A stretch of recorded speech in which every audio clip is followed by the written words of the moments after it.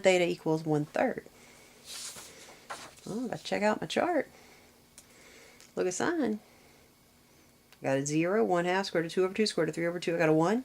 Nowhere in here is there a 1/3. So what's that mean? All that means is that my answer is not 0, pi over 6, pi over 4, pi over 3, or pi over 2. That's all that means. It's just, it's not these. It's not one of my special angles. It's some other angle.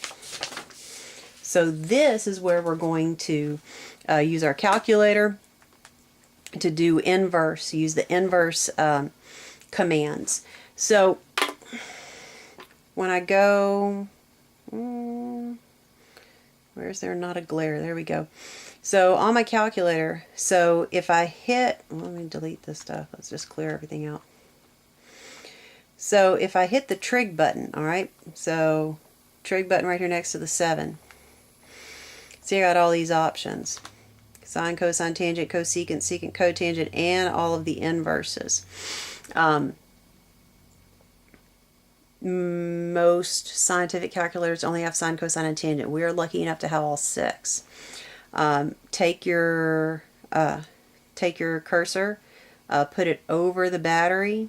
Let's check and make sure that you're in radians. I am in radians. Let's say that for some weird reason you are not in radians. So go back to this screen, which by pushing the home, the picture of the house, that's how we go back here. You go to 5 for settings, and then document settings, and that's where you can change it to radians if it's not in radians. Okay? But we should be in radians. So I want to do inverse sine of 1/3. And I get this number. So what is this number? It only gave me one number. I thought I was supposed to be getting 2 answers. See, when I did the cotangent, I got 2 answers. What you got to understand is that when you type it in the calculator, when you type inverse sine into the calculator, it is thinking about the function inverse sine. So what did we learn about inverse sine as a function?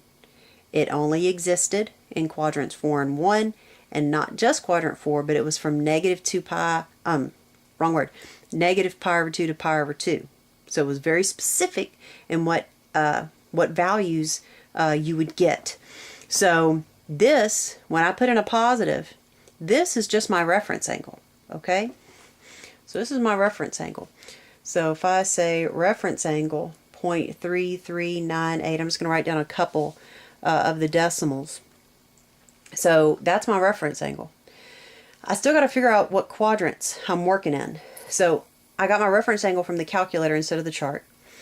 I still got to talk about quadrants. This sign is positive, so that's going to be in quadrants 1 or quadrants 2. This reference angle is my quadrant 1 angle, just like before. Just before we got it out of the chart. Now we're getting it out of the calculator. We're always going to round to 3 decimal places, so that would be, in this case, 0.340. And now I need quadrant 2. Alrighty, well, how am I going to figure out what the angle is in quadrant 2? This is 0. Let me write this in a different color. Maybe you'll be able to see the colors. I don't know. This is 0, pi over 2, pi, 3 pi over 2, and all the way back to 2 pi. I need to be in the second quadrant. What did we do with that reference angle to get an angle in the second quadrant? Remember, reference angles are always from the x-axis up, so we're always subtracting from the x-axis. When we were in degrees, we were subtracting from 180. We are in radians, so I need to be subtracting from pi. So in my calculator, all right, I want to use all these decimals. I don't want to just use 0.340. I want to use all of these. And I need to be subtracting from pi. Pi is the bigger number here because we're not quite at pi. So pi minus, and then I'm just going to do control and the minus key right here where it says answer. Alright, so I do that, and that's going to use that number. Another thing I can do, alright, I can say pi minus, if I arrow up, so I'm just going to push the up arrow. So push up, up, up till you get to that number, and then when I hit enter, it's a copy and paste. So it's going to paste at the last place where my cursor was before I started moving up. So that's another way to subtract it, where you're still using all the decimals and you're not going to mess something up with possibly getting a rounding error. We're all going to get the exact same answers, 3 decimal places. So this would be 2.802. 2.802. So those would be my 2 answers here. And so 0.340 and 2.802. That's not a plus. It's supposed to be and sign. It's supposed to be this kind of an and sign. But it kind of looked like a plus. So, sorry. It's not a plus. You can also put a comma in between them. That's great too. Alright. So here, I've got cosine theta equals -1/3. Well, that's not on my chart. But when I go to type it in the calculator, I'm not going to type the negative. The calculator is going to give me a reference angle. If I type the negative, I'm typing inverse cosine the function. And so that would give me an answer in quadrant 2. Well, that's fantastic, but I'm also going to need something in quadrant 4. So, because this is cosine, all right, so it's negative in, not 2 and 4, 2 and 3. I need another reference angle. So I can add to pi to get this. So if you type the negative, yeah, it'll give me this, it'll give me this answer. But then I'm going to have a tough time figuring this one out. So we're not going to type the negative. So, go to my calculator. Now, I can use the trig button to get to inverse cosine, or I can actually type the letters arc and cosine. But then I have to put parentheses here. If you use the trig button, the calculator automatically puts parentheses for you. All right, so notice I'm not typing the negative. So this is giving me a reference angle, 1.231. 1.231, that's my reference angle. So for quadrant 2, I will say pi minus that number. And for quadrant 3, I'll say pi plus, and then I'll just move up till I get to that reference angle. And those are my 2 answers. So I've got 1.911 and 4.373. And I'm going to be a little more specific when we actually get into the real problems about how I want you writing your answers. But for now, for just these examples, this is good enough for now. We'll get into the real way to write them here in just a minute. But this is going to be the last step that we do in every problem. So think about when you were first learning algebra and you were solving. Usually your last step was divide.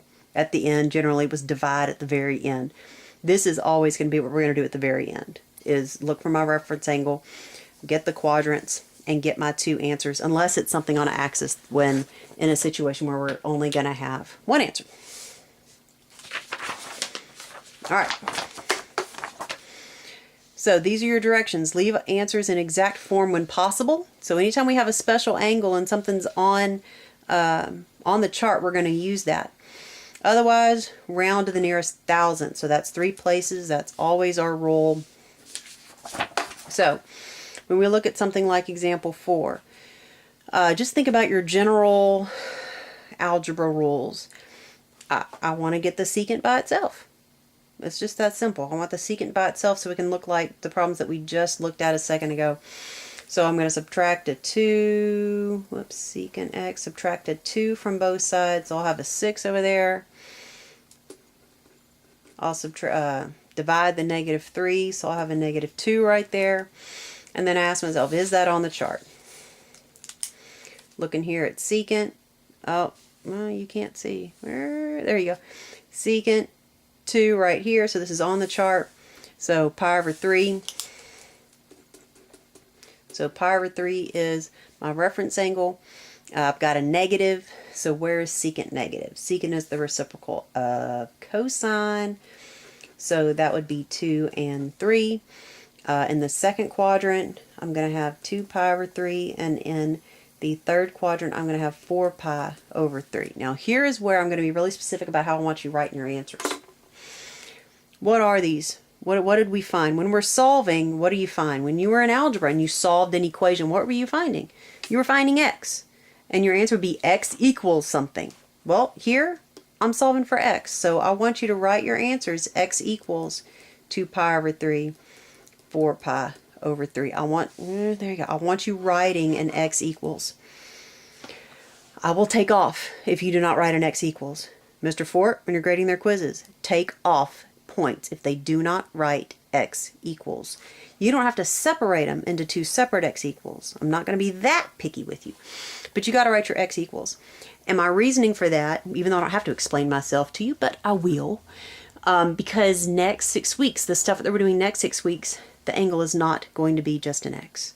Sometimes the angle will be 2x. Sometimes the angle will be x over 2. And what you do here at the end is going to be different whether this is a 2x or a half x. So you've got to make sure that you write that so that you do the correct things at the end to solve it out. All right, let's look at the next one. I just have one trig function. So let's do the same thing we did a minute ago and just get that trig function by itself. That's basically going to be my strategy when I only have one trig function. Even if that trig function is squared or square rooted or cubed, if there's just one of them, then you want to get that one by itself. So we'll multiply both sides by 3. 2 sine x plus 1 equals negative 3.9. One thing to point out here, this plus 1 is not part of the angle. Only x is the angle. If they want